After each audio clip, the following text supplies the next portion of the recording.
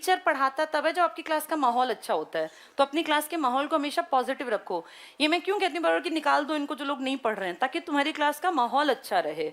ये बहुत इंपॉर्टेंट बातें हैं लाइफ की, ये छोटी छोटी चीजें मैटर करती हैं।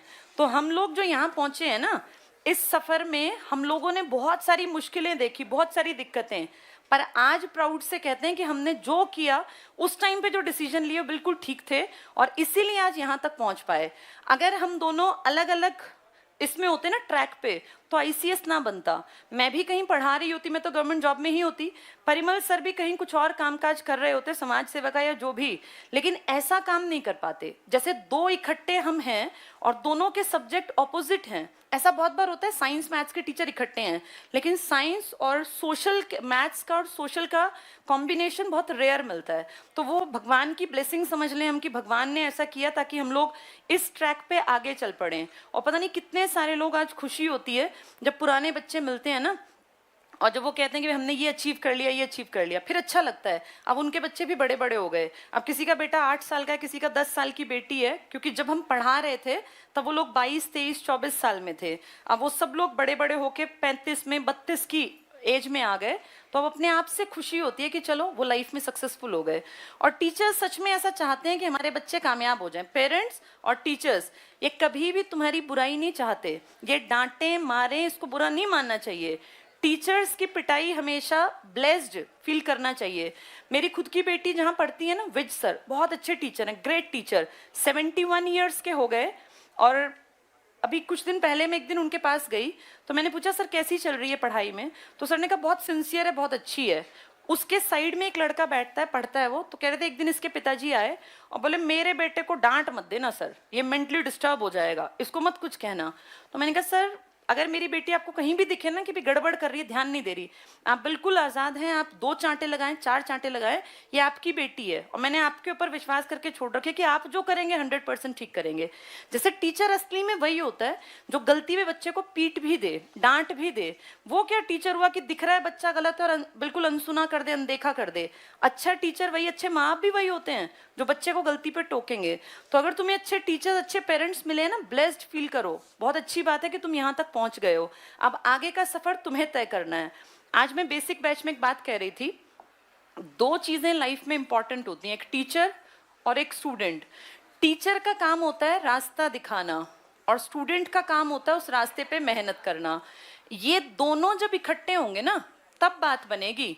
अब मान लो मैं इस क्लास में सबके लिए एक ही बात बोल रही हूँ, रास्ता तो मैं सबको दिखा रही हूँ, लेकिन जो इस पे चलेगा, मेहनत करेगा, कामयाब वही होगा।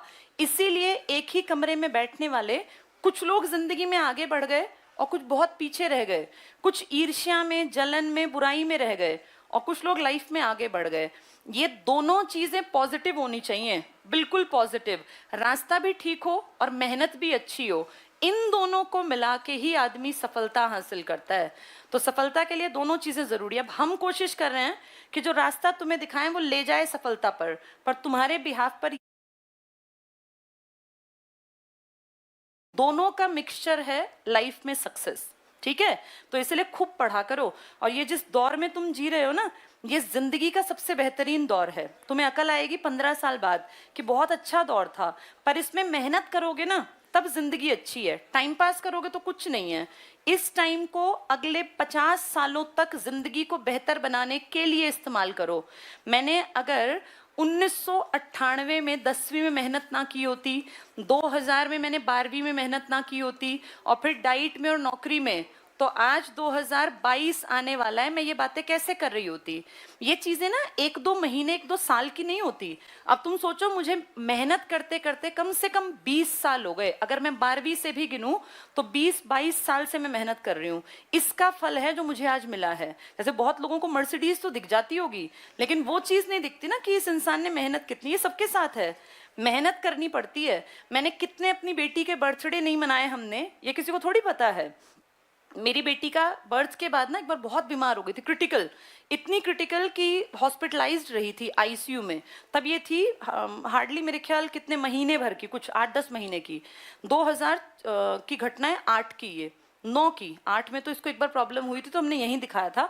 फिर हम दिल्ली लेके गए गंगाराम में, और इसकी हालत इतनी गंभीर थी कि आईसीयू में, जैसे उस टाइम पे ये फीड मेरे ही ऊपर डिपेंड थी। तो डॉक्टर ने कहा कि भाई इसकी माँ को और इस बच्चे को यहीं रोकना पड़ेगा। तो उसके कुछ दिन के अंदर दिल्ली पुलिस का एग्जाम था 2009 का। तो परिमल सर को मैंने कहा कि आप चले जाओ, क्योंकि बच्चे तो आएंगे। तब हम 2 ही टीचर थे, मैं और परिमल सर। तो परिमल सर को सोचो अपने वाइफ को, अपने बच्चे को आईसीयू में छोड़ के और तुरंत भागना पड़ा, क्योंकि कल क्लास में बच्चों को क्या कहेंगे हम कि हम नहीं पढ़ा रहे हैं, हमारी बेटी बीमार है। भाई बेटी आपकी बीमार है, लेकिन कितने लोगों की लाइफ भी तो दाव पर है ना, एक एक दिन कीमती है। तो तुम सोचो अब बीवी बच्चा आईसीयू में है और उसके हस्बैंड को भागना पड़ रहा है, लेकिन ये बात जाके किस किस को बताई जाए? ये तो हमने झेली है ना।